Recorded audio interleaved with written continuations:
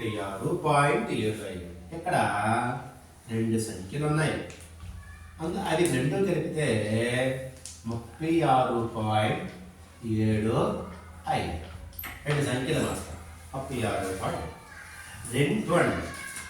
రెండవ దానికంటే మొదటి సంఖ్య 3 రెట్లు. రెండవది మనం ఎక్స్ అనుకుంటే రెండవ దానికంటే మొదటి 3 రెట్లు కాబట్టి 3x అవుతుంది. అర్థమైందమ్మా? సో ఇప్పుడు అయితే మొదటి సంఖ్య 3 రెట్లు అయితే పెద్ద సంఖ్య ఎంత అంటే ఇది కనుక్కోవాలి. 3x కనుక్కోవాలి. 3x plus 4x equal to 36.75. ఈ 4x మనం 4 ఇంటూ x అని కూడా రాసుకోవచ్చు. Equal to 36.75.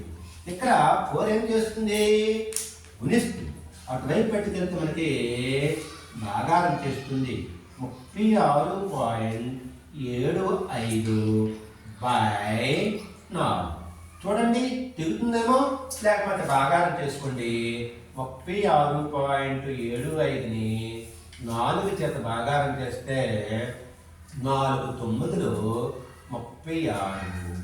తర్వాత పాయింట్ అవతలున్న 7 ఉంచుకునేటప్పుడు ఇక్కడ మనం పాయింట్ పెట్టుకోవాలి. 4 1లు 4. ఇప్పుడు 7లో 4 పోతే 3. ఓకేనా?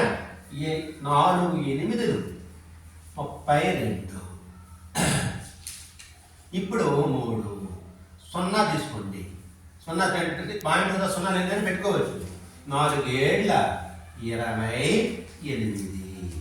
2 4 5లు 20. ఇంకా అర్థమైందా? సో మనకి ఎంత వచ్చింది? ఎక్స్ అనేది మనకి 9.187. కానీ మనకి పెద్ద సంఖ్య అన్నారు అంటే 3x ఈక్వల్ టు 9.187 ఇంటూ 3.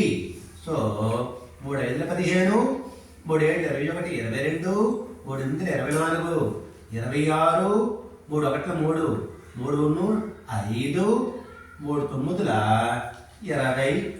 27. 27.5625. ఓకేనమ్మా? అర్థమైందా?